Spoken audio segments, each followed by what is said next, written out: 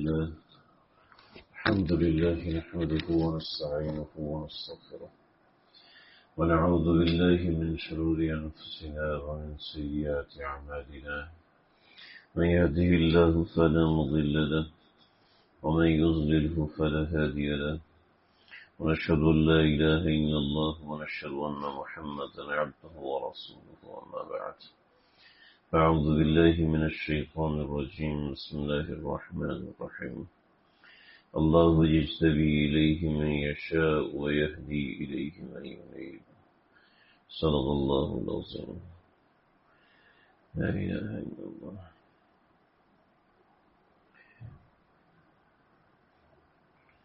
غفلت کی اس دنیا میں اللہ تعالیٰ نے جب ہمیں بھیجا ہے تو ساتھ ہی ایک بات سمجھا دی کہ دنیا متاع الغرور، یہ صرف دھوکے کا گھر ہے، اور یہاں پر جو نظر آتا ہے وہ دراصل ہے نہیں.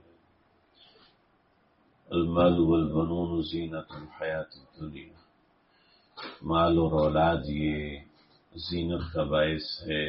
مال اور اولاد یہ ظاہراً زینت ہے، لیکن آگے فرمایا فتنۃ لکم انما اموالکم واولادکم فتنۃ لکم، تمہارا مال تمہاری اولاد تمہارے لیے آزمائش ہے. زینت بھی ہے اور آزمائش بھی ہے. دنیا کو کسب الحلال فریضۃ بعد الفریضہ، دنیا کمانے کو فرض قرار دیا اور پھر اسی مال کمانے کو فریضہ بھی قرار دیا. تو دنیا کیا کر رہے ہیں؟ چھوڑنی دنیا یہ اللہ رب العزت نے جس کو دی ہے اس کے ساتھ کچھ فرائض بھی لگائیں، اس کے ساتھ کچھ آزمائشیں بھی لگائیں. قارون کو دنیا دی اور دنیا دے کے ایسی دنیا دی کہ جس طرح کے خزانے کسی اور کے پاس نہیں تھے. بعض علماء نے لکھا کہ علم کیمیا اللہ نے اردو سے نیچے آواز سے جا رہی ہے، وہ ٹھک ٹھک کی آواز آ رہی ہے، بس ہمارا انتظام گڑبڑ ہی ہو جاتا ہے. آپ لوگ دیکھو آواز سے جا رہی ہے نیچے.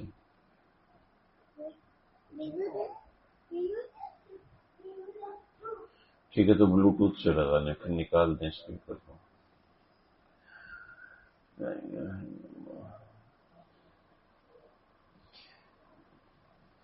قارون کو اللہ نے مال دیا اور رشتہ کیسا تھا کہ حضرت موسیٰ علیہ السلام کے چچا زاد بھائی تھا.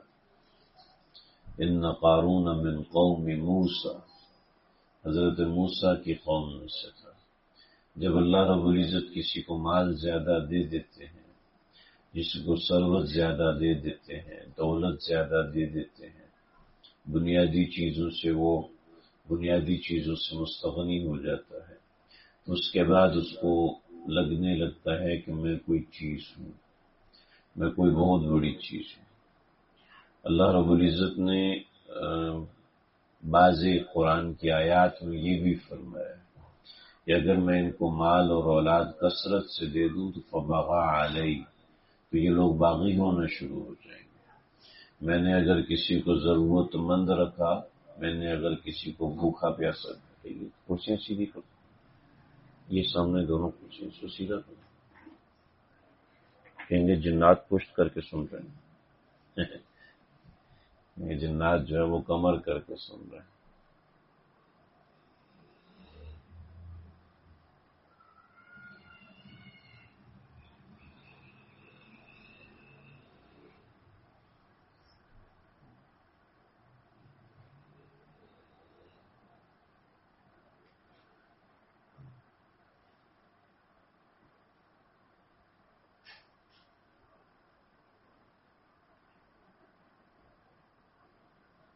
ہاں ٹھیک ہے، ابھی آواز شروع ہوگی. جیسی آواز بند ہو پھر مجھے بتا دیں.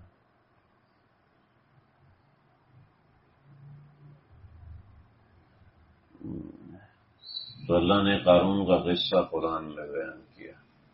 جب انسان کے پاس مال و دولت زیادہ آ جاتی ہے تو اس کے مزاج میں غفلت کثرت سے آنے لگتی ہے. اور جب تک مال و دولت کثرت سے نہیں ہوتا تو اس کا ایمان محفوظ رہتا ہے اور بچت میں رہتا ہے۔ دوسری طرف یہ بھی فرمایا کاد الفقر ان یکون الکفر، کہ قریب ہے کہ فقیری تمہیں کفر تک پہنچا دے۔ تو ایک طرف تو فقیری کے ساتھ یہ چیز جوڑی، دوسری طرف مال کے ساتھ یہ چیز جوڑی، لیبلوکم ایکم احسن عملا، یہ سب اس لیے درمیان میں رکھا کہ تم میں کون ہے جو سب سے زیادہ اچھے اعمال کرتا ہے۔ نوجوانوں بچوں کو پیسوں کے پیچھے لگا دیے کہ بھی پیسہ کماؤ، پیسہ کماؤ، مال کماؤ، دولت کماؤ، مال کے ساتھ یہ چیز۔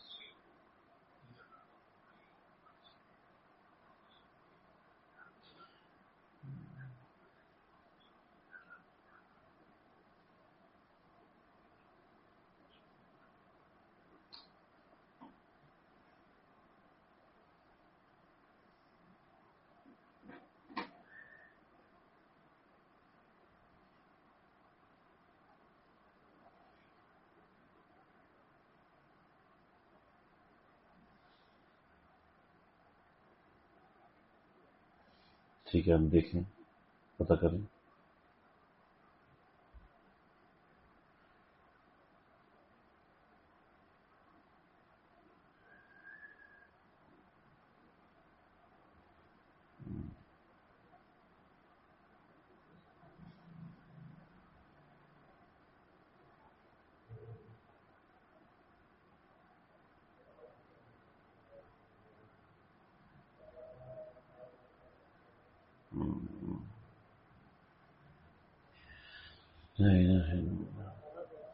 تو مال کے حوالے سے مال کو اس امت کا سب سے بڑا فتنہ قرار دیا، عورت کو اس امت کا سب سے بڑا فتنہ قرار دیا۔ ان لکل قوم فتنۃ وفتنۃ امتی المال، ہر قوم کا کوئی نہ کوئی فتنہ ہے اور میری امت کا فتنہ مال ہے، اور مجھے اپنی قوم میں سے کسی چیز کا ڈر نہیں ہے، لیکن مجھے اپنی قوم میں سے ڈر ہے تو عورت کے فتنے کا ڈر۔ تو یہ دو فتنے نشاندہی کر گئی۔ اب مال ایسا ہے کہ مال نہیں ہے تو کاد الفقر ان یکون الکفر، اور مال ہے تو فبغى علیہ، مال ہے تو انسان بغاوت میں چلتا ہے۔ تو درمیان میں انسان کو رکھا کہ مال کی کثرت انسان کو مبتلا کر دیتی ہے غفلت کے اندر، اور مال کی محبت انسان کو غفلت میں مبتلا کر دیتی ہے، اور اس غفلت سے اتنی خطرناک بیماری قرار دیا کہ الا ان فی الجسد مضغہ اذا صلحت صلح الجسد کلہ، یہ جسم میں ایک لوتھڑا ہے کہ جب یہ صحیح ہے تو سارے اعضاء صحیح ہیں، وَإِذَا فَسَدَتْ فَسَدَ الْجَسَدُ كُلُّهُ، جب یہ خراب ہے تو سارے اعضاء ہی خراب ہیں۔ ہم یہ تھوڑا سا مجھے بھی دیکھ لو یار، اوپر دیکھو، اوپر دیکھتے ہوتے ہیں، ٹھیک ہے، نیچے دیکھ کے آواز سننے سے انسان کو سمجھ میں تو آتا ہے، لیکن یہ ایسے ہی سننا ہوتا ہے جیسے انسان خاموشی سے سن رہا ہے۔ جب آپ توجہ سے سنتے ہیں تو شاید 5 منٹ کی بات سے فائدہ ہو جائے، توجہ سے نہیں سنیں گے تو یقین کریں کوئی فائدہ نہیں ہوتا۔ میں جب بھی کسی شیخ مشائخ کی مجلس میں گیا، اب یقین کریں صمیم دل سے حاضر ہو، انسان دل کو محتاج لے کر حاضر ہو، جب دل کا احتیاج ہوتا ہے تو انسان کا اندر بدلنے لگتا ہے، جب صرف ظاہر کا احتیاج ہوتا ہے تو صرف ظاہر بدلی ہوتا ہے۔ ایک مولانا رومی رحمۃ اللہ علیہ نے قصہ لکھا ہے کہ ایک بستی میں کچھ ڈاکو پہنچے تو ڈاکوؤں کا مزاج تھا لوٹنا، دیکھا کہ یہ بستی والے تو بہت نیک ہیں، ان کو لوٹیں تو کیسے لوٹیں، تو کہا جی ان میں ہم پیر بن جاتے، پیر بن کے لوٹتے ہیں ان کو۔ چنانچہ اس نے کہا کہ میں تمہارا بڑا پیر، تم سارے میرے چھوٹے چھوٹے مرید، سارے بن جاؤ اور سارے مل کے یہاں پر جاتے ہیں، اللہ اللہ کرتے ہیں، تم تڑپنا شروع کر دینا جیسا کہ حال اور وجد تاری ہوتا ہے۔ جناب وہ جناب ڈاکو صاحب وہاں پہنچے اور پہنچ کر جناب یہ کام کرنا شروع کیا، ہدیے تحفے آنا شروع ہوئے، لوگ محبت کرنے لگے اور تعلق بننے لگا۔ ایک زمانہ گزر گیا، کہنے لگے ابھی تو ہمیں ڈاکہ مارنے کی ضرورت ہی نہیں، یہ سب سے اچھا بزنس ہے۔ چنانچہ وہیں بیٹھے ہوئے ہیں اور لوگ جناب رجوع کر رہے ہیں، تو ایک دن کچھ مشائخ آئے اور کہنے لگے کہ ہم نے توجہ کی ہے اور جب ہم نے توجہ کی ہے تو ہم نے دیکھا کہ آپ کا سینہ تو پتہ نہیں کدھر ہے، کوئی بہت اونچا مقام، کوئی بہت اونچا مقام۔ اصل میں یہ مشائخ دوسروں کے قلوب پہ توجہ کرتے ہیں، اور جب یہ توجہ ہوتی ہے تو وہ ایک عجیب سما ہوتا ہے۔ جس سے مولانا عبدالغفور مدنی رحمۃ اللہ علیہ سلسلہ نقشبندیہ کے بڑے بزرگوں میں سے گزرے۔ حضرت کا مدینہ ہاسپٹل میں انتقال ہوا تو ڈاکٹر کہہ رہے کہ بلڈ پریشر بھی صحیح آ رہا ہے، نبض بھی صحیح چل رہی ہے، لیکن ایم آر آئی کرتے تو دماغ سویا ہوا ہے۔ تو یہ کیا ہے؟ 9 گھنٹے تک اس نے ڈیڈ باڈی روکی، کہ میں نہیں جانے دے سکتا۔ کہنے لگے کہ بات یہ ہے کہ جس کے سینے سے کئی سینے جاری ہوئے ہوں تو اس کا سینہ کبھی ذکر اللہ سے روک نہیں سکتا۔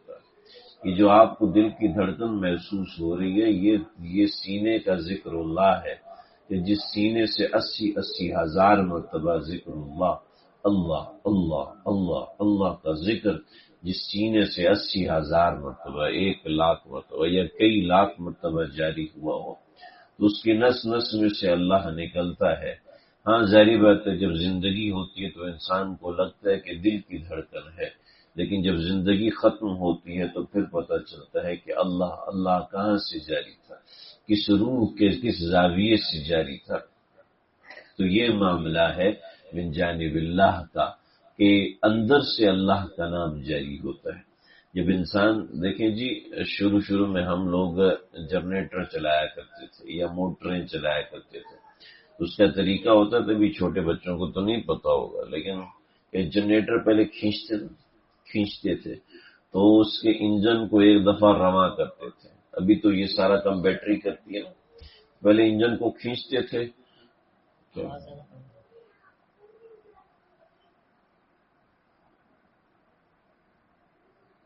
آپ جائیں چیک کریں، آ جائے گی آواز تھوڑی دیر میں۔ انٹرنیٹ کمزور ہوتا ہے تو پھر ایسے نہیں، میں یہاں سے چیک کرتا رہوں گا۔ تو پہلے کھینچتے تھے، اس کے بعد زور 1 دفعہ 2 دفعہ 3 مرتبہ کھینچتے، اس کے بعد جنریٹر چالو ہو جاتا۔ تو پہلے اس کی پھرکی کو گھماتے تھے، وہ جب گھومنا شروع ہو جاتی تھی تو انجن جاری ہو جاتا تھا۔ ایسے بعض مرتبہ اللہ کے نام کو دل سے جوڑنا پڑتا ہے۔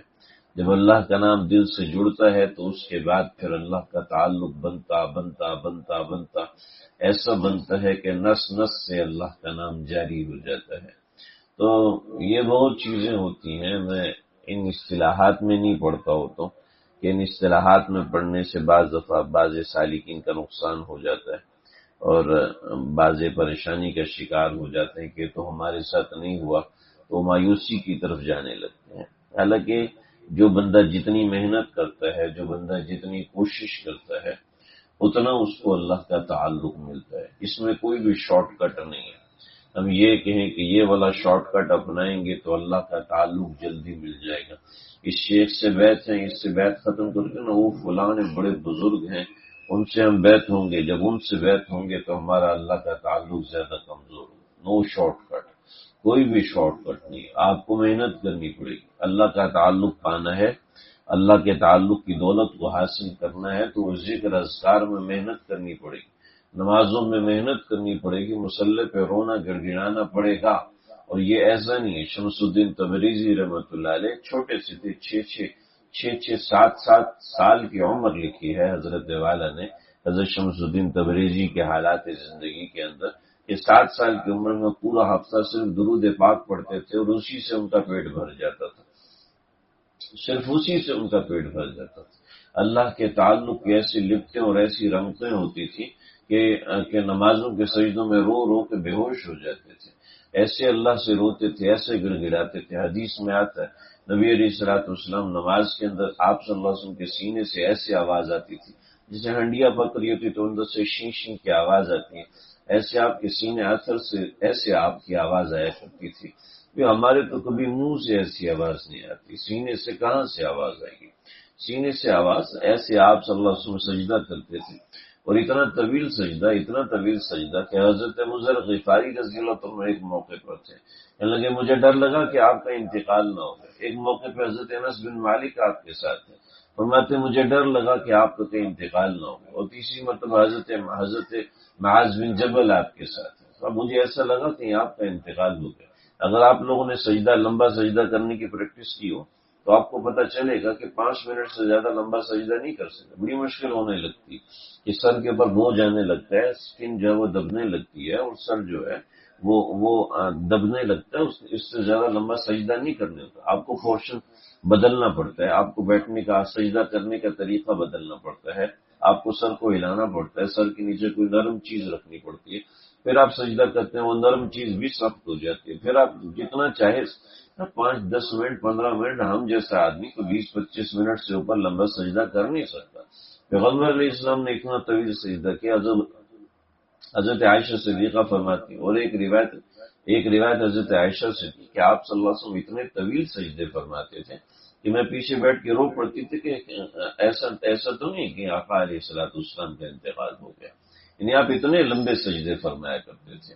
تو امت میں یہ ذوق ہی نہیں، ہم لوگوں میں جب یہ ذوق نہیں، ہم لوگوں میں یہ شوق نہیں، مصلی کے پر بیٹھ کے گڑ گڑانے کا طریقہ نہیں ہے، سلیقہ نہیں ہے، بس اپنی من مرضی کی کوئی دعا ہے، اس کے لیے تھوڑی دیر کے لیے دعا مانگی، ورنہ اللہ کے سامنے ہاتھ پھیلا کے منتیں کرنے کا مزہ ہی اور ہے، اللہ کے سامنے ہاتھ پھیلا کے گڑ گڑانے کا مزہ ہی اور ہے کہ انسان جب کسی سے خوشی سے ملتا ہے تو بعض دفعہ ایسا ہوتا ہے کہ خوشی میں انسان کے آنسو نکل آتے ہیں، اور بعض مطلب ایسا ہوتا ہے کہ انسان خوشی کے اندر بے قابو ہونے لگتا ہے، اس کے منہ سے کوئی لفظ نہیں نکل پاتا۔ کبھی اللہ کے سامنے ایسی کیفیت کیوں نہیں ہوتی؟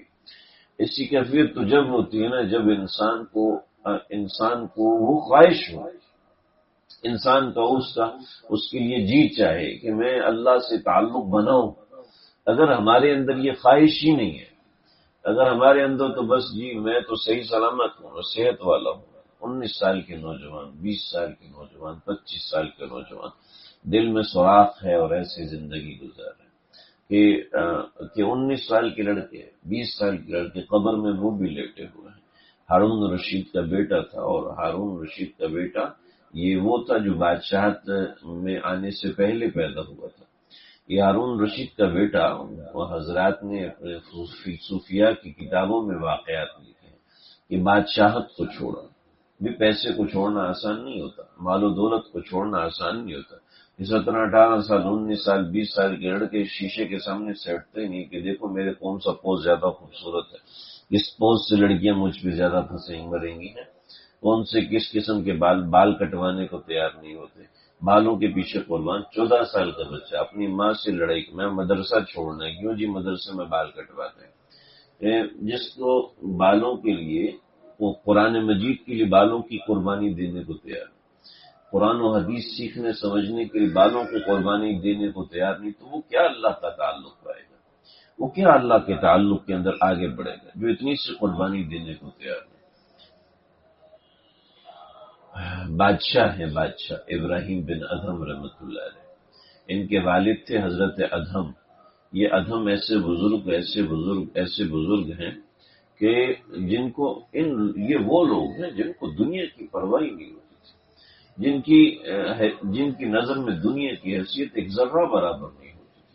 ہمارے لیے تو سب کچھ دنیا ہی ہے نا، اگر کسی کے پاس اچھی کوالٹی کا فون آ گیا تو بس وہی آپ کے لیے سب سے بڑا، کسی کے پاس اچھی کوالٹی کی گاڑی آ گئی تو واہ جی واہ بڑے مزے آتے ہوں گے جی، آپ تو بڑے مزے سے رہتے ہوں گے، کسی کے پاس اچھا اپارٹمنٹ آ گیا، کسی کے پاس کوئی اچھی چیز آ گئی، تو ہم تو لعن عبد الدینار ولعن عبد الدرہم، آپ صلی اللہ علیہ وسلم نے فرمایا کہ لعنت ہے عبد دینار کے اوپر کہ جو پیسے کا بندہ ہے، صرف پیسے کی حیثیت اس کی نظر میں سب کچھ ہے، اس کے علاوہ اور کوئی چیز اس کی نظر میں نہیں۔ ہمارے پچھلے ہفتے ہمارے مسجد میں سعید انور بھائی آئے تھے، انہوں نے بتایا کہ دنیا کے ٹاپ لوگ جو کمرے میں بیٹھے، یا دنیا میں جو میوزیشین میں سب سے اوپر ہے، دنیا میں جو پیسے میں سب سے اوپر ہے، دنیا میں جو اسٹائل میں سب سے اوپر ہے، دنیا میں جو رہائش کے اندر سب لوگوں کے لیے ایک ٹریڈ مارک ہے کہ بھئی یہ آدمی ہے، اس جیسا گھر ہونا چاہیے، اس جیسا یہ ہونا چاہیے۔ تو میں نے صرف 2 حالتوں میں لوگوں کو مرتے دیکھا ہے، یا تو خودکشی کی ہے یا پھر یا پھر نشے میں مرتے دیکھا۔ اس کے علاوہ تیسرا راستہ میں نے ان کو عام بستر کے اوپر مرتے ہوئے نہیں دیکھا۔ جو ان اداکاروں کے اندر اور جو ان فنکاروں کے اندر، جو ان کھلاڑیوں کے اندر بستر پہ مرتے ہیں نا، وہ بڑے خوش نصیب ہوتے ہیں۔ ورنہ صرف دو قسم کے لوگ دیکھیں، اس کے علاوہ تیسرا بندہ نہیں دیکھا میں نے۔ یا تو دیکھا میں نے نشے سے مرتا ہوا، کہنے لگا کہ شین وانگ، یہ فرمایا انہوں نے، شین وانگ دنیا کا 5واں بڑا کھلاڑی تھا، یعنی جب سے کرکٹ شروع ہوئی اس وقت سے 5واں بڑا کھلاڑی شین وانگ، کہنے لگے نشے کی حالت میں مرا ہے، نشے کی حالت میں مرا۔ کہ ان کو کہتے ہیں اب ہم کیا کریں، یہ دنیا کی آسائش ہے اور دنیا کی سہولیات، اس کے اندر راحت نہیں ہے، اس کے اندر ہمیں نظر آتا ہے کہ یہ راحت میں، اس کے اندر ہمیں نظر آتا ہے کہ یہ چین میں، ورنہ اس میں چین نہیں ہے ہرگز۔ یہ بہت بڑا دھوکہ ہے، دنیا متاع الغرور، یہ دھوکہ ہے، اس کے علاوہ کچھ نہیں، کچھ بھی نہیں ہے۔ یہ تو غفلت پیدا کرنے کا سامان ہے، یہ مال و دولت، یہ حسن و شباب، یہ غفلت پیدا کرنے کا سامان ہے۔ کتنا بھی حسن و شباب ہو، کتنی لڑکیاں پیچھے پاگل ہوتی ہیں، لیکن ان کو پرواہ بھی نہیں ہوتی، اس لیے کہ ان کو ٹینشن ہوتی ہے، ان کو پریشانی ہوتی ہے کہ اس کے اندر سب کچھ نہیں ہے، یہ تو ایک دھوکہ ہے، اس کے علاوہ کچھ بھی نہیں ہے۔ لو كانت الدنيا عند الله مثل جناح بعوضة ما سقى منه كافرا شربة، کہ اگر اس کی حیثیت ایک مچھر کا پر بھی ہوتی، ایک مچھر کا پر بھی ہوتی تو ما سقى منه كافرا شربة، کہ اللہ کافر کو ایک گھونٹ پانی نہ پلاتا۔ اللہ کے نزدیک اس کی تو کوئی حیثیت ہی نہیں، یہ بے حیثیت دنیا، اور اس کے پیچھے ہم پاگل ہو رہے ہیں، اس کے پیچھے ہم مرے جا رہے ہیں، کیونکہ اس دنیا کے پیچھے ہم اللہ کو ناراض کرتے ہیں۔ وہی نوجوان ہوتا ہے جو پاکستان میں ہوتا ہے، یہی نوجوان جب پاکستان سے کہیں باہر جاتا ہے اور مجھ سے رابطے میں رہتے ہیں، اور ماشاءاللہ کئی نوجوان رابطے میں ہیں، ان کا بالکل اسٹیٹ آف مائنڈ تبدیل ہو جاتا ہے، مزاج تبدیل ہو جاتا ہے، خیالات تبدیل ہو جاتے ہیں، سوچیں تبدیل ہو جاتی ہیں۔ کہتے ہیں یہ پیسے کی کوئی حیثیت نہیں۔ تو یہاں تو ہم لوگوں کو دیکھتے ہیں کہ بے سکونی سے شرابیں پی پی کے مر رہے ہیں، حرام زنا کر کر کے مر رہے ہیں، ان کو چین نہیں۔ دنیا کی ہر آسائش موجود ہے، ایک سیکنڈ میں روز رائس خریدیں گے، ایک سیکنڈ میں دنیا کی بہترین گاڑی خریدیں گے، لیکن چین نہیں، سکون نہیں، بے اطمینانی میں۔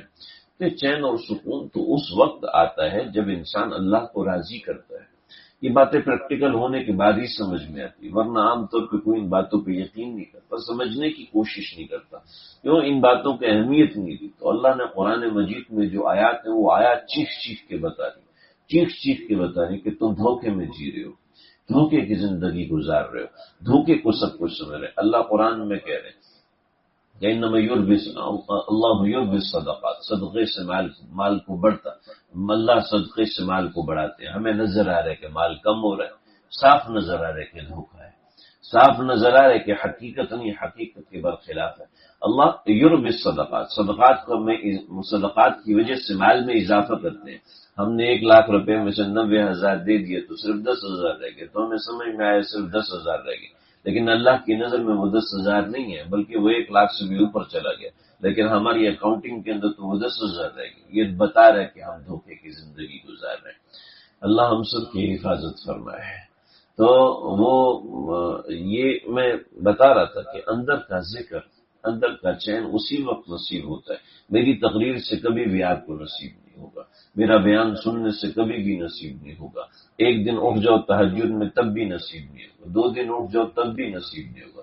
جب اپنی سستی کو ماریں گے، مہینہ 2 مہینہ 3 مہینہ گزاریں گے، پھر اللہ وہ چیز عطا فرماتے ہیں کہ جو انسان نے تصور میں نہیں سوچی ہوتی۔ بہت سے لوگ مجھے کہتے ہیں بیان میں آنا ہے، میں نے آج جانا تھا، ایک دن آئے بیان میں، اس کے بعد غائب، پھر ایک دن بیان سنا اس کے بعد غائب، پھر ایک دن بیان سنا اس کے بعد غائب، پھر کہتے ہیں 2 مہینہ 3 مہینہ بھی ہمیں اللہ کا تعلق نہیں ملتا۔ بھی کیسے ملے گا جب آپ محنت کرنے میں کام چور ہیں، جب آپ محنت ہی نہیں کرتے، آپ اتنی سی قربانی دینے کو تیار نہیں ہو، آپ آدھا گھنٹہ 2 گھنٹے 3 گھنٹے نکالنے کو تیار نہیں ہو اللہ کے نام کے لیے، تو آپ کو ایسے کیسے اللہ کا تعلق ملے گا؟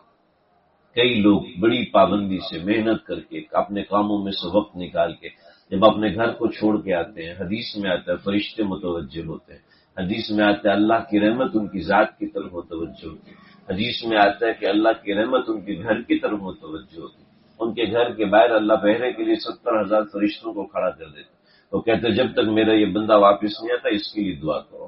اب یہ بندے کو یہ دعائیں مل رہی ہیں اور دوسرے بندے کو تو یہ مل نہیں رہی، وہ اپنے مختلف قسم کے آزار، جی یہ عذر ہو گیا، وہ عذر ہو گیا، یہ مسئلہ ہو گیا، وہ مسئلہ ہو گیا، وہ سب کر کے کچھ قربانی دینے کو تیار نہیں. تو من جدہ و جدہ تو پھر ثابت نہیں ہوا نا.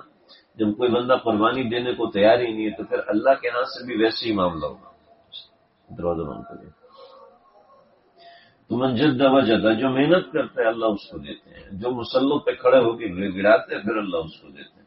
کوئی شارٹ کٹ نہیں ہے دین میں. آپ کو محنت کرنی پڑے گی، آپ کو کوشش کرنی پڑے گی. اس کے بغیر اللہ کا تعلق نہیں مل سکتا. جب تک اللہ اللہ کریں گے نہیں تو سینے پہ جریان اللہ کے عشق کا نہیں ہوگا. اللہ کا عشق تو ایسی چیز ہے جو آپ کو ساری دنیا سے مستغنی کر دیتی ہے. لیکن آپ اگر مستغنی ہو کر اس کے ذکر سے رہیں گے تو ایسا کچھ نہیں ہے کہ آپ کو بس مجلس میں آئیں گے اور آپ کے اوپر انوار باری تعالیٰ بنے اور آپ کا دل ایسے بدلی ہوا. ایسی توجہ تو اللہ کے نبی ابو جہل کو دیتے تو اس کو فائدہ نہیں ہوتا تھا. ایسی توجہ آپ نے ابو طالب پہ نہیں ڈالی ہوگی. لیکن ابو طالب کا سینہ خود کا متوجہ نہیں تھا. ابو طالب کی محنت خود کی دین اسلام کے لیے نہیں تھی، ذات محمدی صلی اللہ علیہ وسلم کے لیے تھی. ابو جہل کی توجہ نبی علیہ الصلوۃ والسلام کی طرف نہیں تھی. اگرچہ آپ علیہ السلام کی توجہ اتنی تھی کہ آپ صلی اللہ علیہ وسلم 360 مرتبہ، بعض روایت میں 180 مرتبہ اس کے گھر کے دروازے پہ گئے. اتنی بہترین توجہ. تو یہ حضرات ان شیخ پہ توجہ دیتے لیکن شیخ کے دل سے کوئی انعکاس ہی نہیں ہوتا تھا. ایسا انعکاس جیسا انعکاس ہونا چاہیے ویسا نہیں ہوتا. تو سمجھتے تھے شیخ بہت اونچے درجے کے. تو ایک دن سب لوگوں نے پکڑ لیا شیخ کو. حضرت آپ بتائیں کہ آپ کا مقام اور منتہا کیا ہے، آپ کون سے عرش پر مبنی ہیں اور کون سے مقام پر ہیں. کیونکہ مشائخ چلتے ہیں، پھر دائرہ آتا ہے، دائرہ اولا آتا ہے، دائرہ ثانی، پہلے قوس آتی ہے، پھر قوس کے بعد 3 قسم کی قوسیں آتی ہیں، پھر پہلے دائرے آتے ہیں، دوائر ثلاثہ آتے ہیں، پھر اس کے بعد قوس آتے ہیں، پھر قوس کے اندر مختلف درجات ہوتے ہیں. تو یہ حضرات نے نام دیے ہوئے، ورنہ ان ناموں کی ضرورت ہر کسی کو نہیں ہوتی. بعض حضرات تو ڈائریکٹ ذکر سے سلطان الاذکار پہ چلے جاتے ہیں. اب سلطان الاذکار کیا ہے، عام آدمی تو پریشان ہو جائے گا. اور سلطان الاذکار کسی ایک کیفیت کا نام نہیں ہوتا، مختلف طرز کی کیفیت ہوتی ہے. یہ ذکر اللہ کے اندر وہ اس مقام پہ پہنچتا ہے کہ جہاں عام آدمی نہیں پہنچتا. لیکن ذکر جب انسان پابندی سے کرتا ہے تو نماز سلطان الاذکار، نماز سلطان الصلوات بن جاتی ہے کہ اس کی نماز وہ نماز بنتی ہے، پھر اس کا روزہ ویسا بنتا ہے، پھر اس کا حج ویسا بنتا ہے. پھر وہ کیا کیا مقامات طے کرتا ہے، روحانی مقامات ہوتے ہیں، درجات ہوتے ہیں، بہت سی چیزیں ہیں. اللہ ہم سب کو نصیب فرمائے. میں ایسی بات نہیں کرنا چاہتا کہ میری بات فلسفہ بن جائے، آپ کو سمجھ میں نہ آئے، اور اس میں مختلف باتیں ہوتی ہیں. تو جب وہ توجہ کریں شیخ کے قلب کے اوپر تو شیخ کے قلب سے کچھ بھی نظر نہ آئے تو سمجھے کہ یہ بہت اونچے مقام پر ہے. تو ایک دن جمع ہوئے کہ حضرت آپ اپنا مقام بتائیے. کہ سچ بتاؤں تو میرا کوئی مقام نہیں، میں صرف پیسے کے لیے بیٹھا ہوں، صرف مال اکٹھا کرنے بیٹھا ہوں اور میرا کوئی مقام نہیں. اور کہا کہ کیوں؟ کہ میرا تو کھانا کمانا ہی حرام ہے، میں ڈاکو ہوں. کہنے لگے او تو پھر ہمیں ایسا مقام کیوں ملا؟ کہ آپ تمہارے اپنے نیک گمان کی وجہ سے. حدیث میں آتا ہے المؤمن مرأۃ المؤمن، مومن مومن کا آئینہ ہے. آپ جب نیک گمان لے کر آتے ہو تو آپ کو اس سے فائدہ ہوتا ہے. ایک ہی محفل کے اندر کوئی بندہ نیک گمان لے کر آتا ہے، اللہ اس کو وہ نفع عطا فرماتے ہیں کہ دوسرے کو عشر عشیر بھی نہیں ملتا. ایک آدمی محفل میں آتا ہے لیکن اس کی کوئی توجہ نہیں ہوتی، اس محفل کو ٹائم پاس کرنے کے لیے آیا ہوتا ہے. اس محفل کے اوپر اس کی کوئی قلبی توجہ، کوئی قلبی رجحان، کوئی قلبی دھیان نہیں ہوتا، اس کو اس سے کوئی فائدہ نہیں ہوتا. اس لیے کہ انا عند الظن عبدی بی، میں اپنے بندے کے گمان کے مطابق بات کرتا ہوں، میں اپنے بندے کے گمان کے مطابق اس کو نوازتا ہوں. جب یہ سمجھے گا کہ میں اس محفل میں آ رہا ہوں کچھ لینے کے لیے آیا ہوں تو اللہ اس کو ضرور دیتے ہیں. اس لیے کہ دینے والی ذات اللہ کی، دینے والا شیخ نہیں ہوتا. بیان کرنے والا کچھ دے نہیں سکتا، بیان کرنے والا کچھ آپ کے درجات کو بلند نہیں کر سکتا. خود اللہ کے نبی کی مجلسوں میں منافقین ہوتے تھے. صرف 9 ہجری میں آپ صلی اللہ علیہ وسلم نے ایک مجلس کے اندر فرمایا اخرج انک منافق، نکل جا تو منافق. 12 بندوں کو آپ نے اس طریقے سے نکالا بس، ورنہ منافقین آپ کی مجلسوں میں شریک ہوتے تھے، منافقین آپ کی مجلسوں میں شامل ہوتے تھے. لیکن بے طلبے آتے تھے اور بے طلبے اٹھ کے چلے جاتے تھے، ان کو ان مجالس میں اعتراضات ہوتے تھے۔ اللہ کا تعلق پانا ہے، جب اللہ کا تعلق پانا ہے تو سینہ صاف کر کے آؤ۔ جب سینہ صاف کر کے آئیں گے، المومن مرآۃ المومن، جیسے آپ نیک گمان لے کر آئیں گے اللہ ویسے آپ کو اپنا تعلق دیں گے۔ آپ جیسا اچھا گمان رکھ کے بیٹھیں گے اللہ ویسا تعلق آپ کو دیں گے، اور پھر اس سے عمل کی طاقت پیدا ہوگی، عمل کی پاور پیدا ہوتی ہے، دل کے اندر اللہ کا تعلق پیدا ہوتا ہے کہ یہ مجلس صرف ایک تعلیم نہیں ہے، یہ مجلس تو ایک یاد دہانی مذاکرہ ہے، مجھے بھی ہے اور آپ کو بھی ہے کہ میں نے اللہ کا تعلق پانا ہے تو کیسے پانا۔ ہمارے استاد محترم فرمانے لگے کہ ایک مرتبہ ایک طالب علم آیا افغانستان سے، اور کہنے لگے کہ ہمارا جو شمالی اتحاد والے انہوں نے محاصرہ کیا، بہت خطرناک محاصرہ، ایسا خطرناک محاصرہ کہ ہم نے کہا کہ آج ہم میں سے کوئی بھی نہیں بچے گا، آج تو ہم گئے۔ کہنے لگے ہم کچھ لوگ تھے، اور کہنے لگے وہیں محاصرے کے اندر ہمیں اللہ نے ایسا کیا کہ نیند آ گئی، اور ایسے مقامات پہ میں نے بیشتر حضرات سے سنا کہ ان کو بڑی خطرناک نیند آتی ہے۔ سکینہ هو الذی انزل السکینۃ فی قلوب المؤمنین لیزدادوا ایمانا مع ایمانہم اذ یغشیکم النعاس امنۃ منہ۔ جب اللہ رب العزت نعاس طاری کرتے ہیں میدان جنگ میں، مورچوں کے اندر، ایک جب ہم 98 کے اندر ہم تھے تو والد صاحب ریٹائرڈ ہونے والے تھے، تو ان کو بلایا گیا کہ بھی ضرورت ہے وہاں سگنل کے اوپر، کہ اس وقت کنٹرول لائن کے اوپر بڑے مسائل ہو گئے تھے۔ تو جب نئے پرویز مشرف آئے تھے تو لگے کہ وہاں انہوں نے مورچوں کے حوالے سے بتایا کہ ہم نے وہاں مسلح بچھائے ہوئے ہیں، اور مورچوں پہ جب کہتے ہیں زڑکئی چل رہی ہوتی ہے تو اتنی خطرناک نیند آتی کہ جس کی حد نہیں، ایسی نیند آ رہی ہوتی تھی کہ سمجھ میں نہیں تھی اللہ اٹھیں کیسے، ابھی تو سو کے اٹھیں، ابھی تو ڈیوٹی پر ہیں، اور ایسی نیند آتی تھی۔ تو کہنے لگے ایسی نیند آئی تو ہم وہاں پر بیٹھے ہوئے ہیں، تو اب سوئے ہوئے ہیں، تو کہنے لگے کہ جناب خواب دیکھا کہ میدان حشر قائم ہے اور لوگوں کے نمبر لگ رہے ہیں، جہنم ہے اتنی بڑی، اور اس کے اوپر پل صراط کے طور پر ایک تلوار بچھی ہوئی ہے، اور ہر ایک کو کہا 13 نمبر اس کو بھیجو، 13 نمبر جس کو بھی بھیجتے ہیں وہ کٹ کے اندر گر رہا ہے۔ ہم پریشان تھے، تھوڑی دیر میں ہمارا نمبر لگا، اب ہماری قطار میں جتنے آگے لوگ تھے سب بھی ایسے گر رہے ہیں۔ تو میں نے دیکھا کہ ایک صاحب بیٹھے ہوئے تخت کے اوپر، اور ان کے پاس کافی سارے پرچے ہیں، اور وہ ایک طالب علم ان پرچوں کو بانٹ رہا ہے، اور کہہ رہا ہے یہ پرچہ جس کے پاس ہوگا تو اس کو پل صراط میں خاص طور پر VIP طریقے سے پاس کروا دیا جائے گا۔ میں جلدی سے دوڑا تو دیکھا کہ میں نے کہا شیخ صاحب موجود ہیں، بڑا حیران ہوا، لگے بھی یہ پرچے اس کو مل رہے ہیں جس نے مجھ سے قرآن مجید پڑھا تھا۔ تو کہنے لگے کہ میں نے جلدی سے پرچے لیے کہ میں نے شعبان میں آپ سے پورا قرآن مجید کا ترجمہ پڑھا تھا، لہذا آپ یہ مجھے بھی دے دیں۔ میں نے وہ لیا اور میرا پل صراط پار ہونے لگا تھا کہ میری آنکھ کھل گئی۔ تو کیا صبح ہم اٹھے ہیں تو وہ محاصرہ ٹوٹ گیا، بارش ہوئی ہے، یہ ہوا، محاصرہ ٹوٹا۔ جب محاصرہ ٹوٹا تو ہم وہاں سے نکلے، پاکستان میں آؤں تو ڈائریکٹ آپ کے پاس آیا کہ میں نے آپ سے ترجمہ پڑھا تھا قرآن مجید کا، آپ نے یہ خواب دیکھا۔ مجھے لگے کہ میں ان دنوں شدید پریشان تھا کہ میں دوسروں کو تو پڑھاتا ہوں، پتہ نہیں میری اپنی بخشش کا ذریعہ بنے گا یا نہیں بنے گا۔ تو مجھے یہ نظر آیا کہ من جانب اللہ یہ کوئی اشارہ تھا کہ امید ہے اللہ کی طرف سے کوئی کرم نوازی کا معاملہ ہوگا، کہ یہ مجھے اللہ رب العزت نے یہ خواب کے ذریعے سے بشارت دی۔ تو یہ مجلس بہانہ ہوتی ہیں اللہ سے تعلق جوڑنے کی، یہ مجلسیں ایک یاد دہانی ہوتی ہیں، ورنہ دوستو یاد رکھنا یہ مجلسیں سب کچھ نہیں۔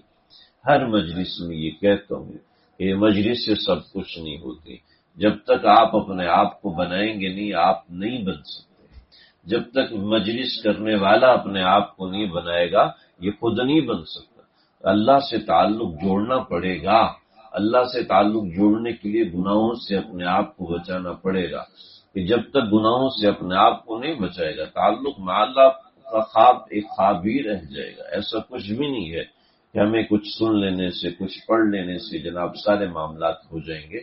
ہاں انشاءاللہ ایسی مجلسوں میں شرکت کرنے سے اللہ رب العزت بھی ضرور کلمہ طیبہ نصیب فرمائیں گے، کہ جو اللہ کے ذکر کی مجالس کو آباد جیسے یہ آباد کر رہے ہیں.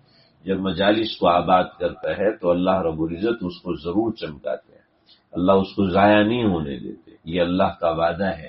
لیکن اس دنیا سے جانے کے بعد ایک دنیا آ رہی ہے، ایک ایسی دنیا آ رہی ہے جو کہ ٹائم لیمٹ سے پار ہے، ٹائم لیمٹ سے ہٹ کے. یہ تو کچھ بھی نہیں، کروڑوں برسوں کی وہ دنیا ہے، کروڑوں خربوں برسوں کی دنیا ہے. اور اس کے اندر جو حسرت ہے وہ حسرت بھی ایسی کہ اس کمرے میں ایک کاغذ کا ٹکڑا، ایک چھوٹا سا کاغذ کا ٹکڑا ہو اور ان ساری کتابوں کی پھر بھی کوئی نسبت ہے، ٹھیک ہے، لیکن اس دن زندگی کی کوئی نسبت نہیں ہے. مولانا رومی نے حکایت لکھی ہے، فرمایا کہ ایک آدمی تھا، دو باتیں میں آپ کو سناؤں گا. ایک آدمی تھا، وہ اپنے کھیت کے اندر ہل چلا رہا تھا، اور ہل چلاتے ہوئے اس کے ہل کے ساتھ کوئی چیز اٹکی.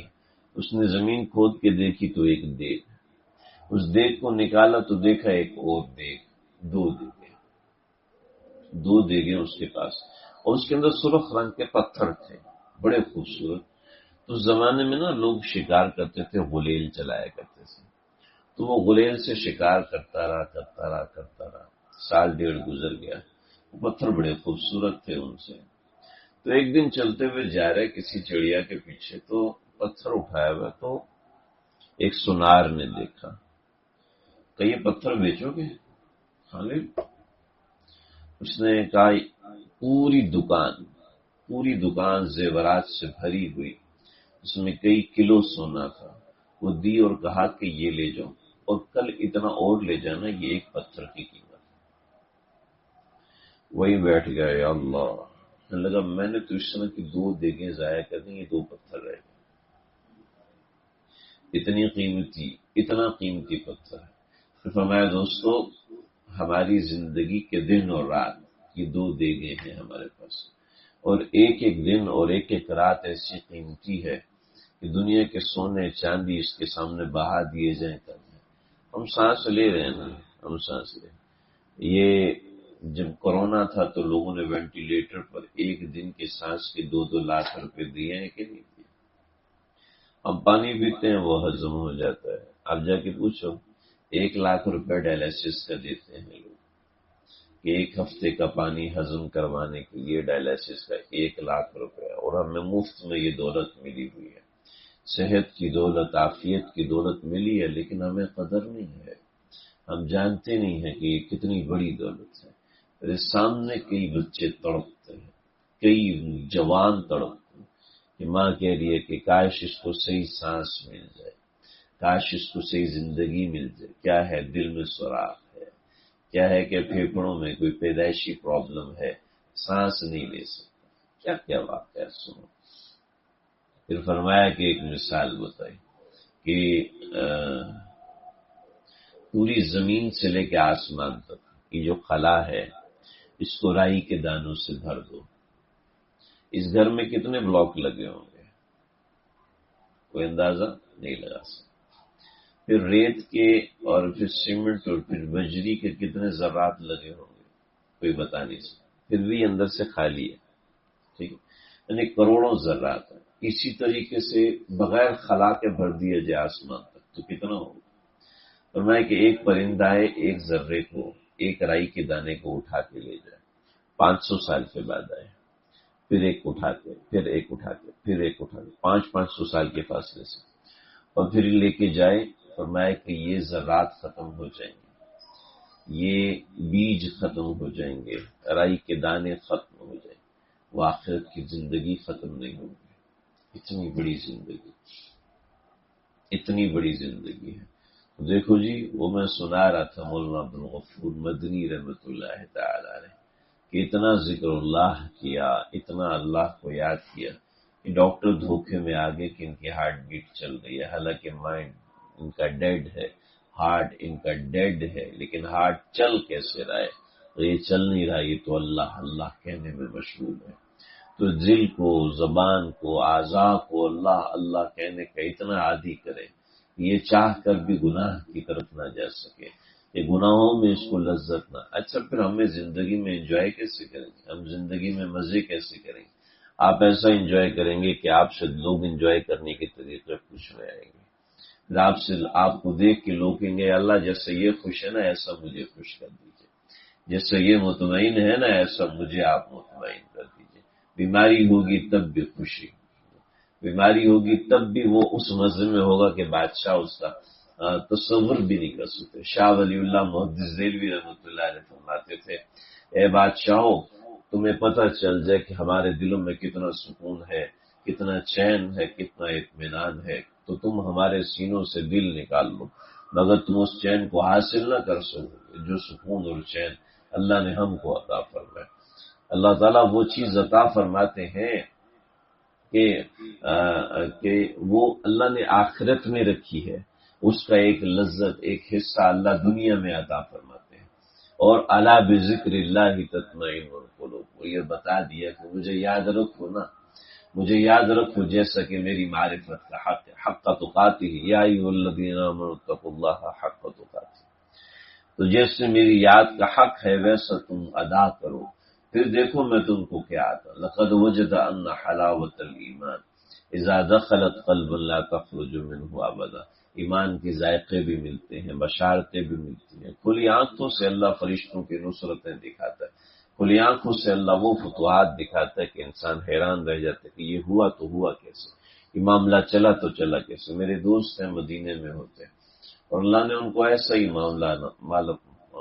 معاملہ فرمایا ہے کہ لگے کہ میں وہاں بیٹھا ہوں تو مجمع کو چیرتا ہوا ایک آدمی ایک تھیلا مجھے دیا اور یہ تمہارے لیے، یہ کہا اور چلا گیا۔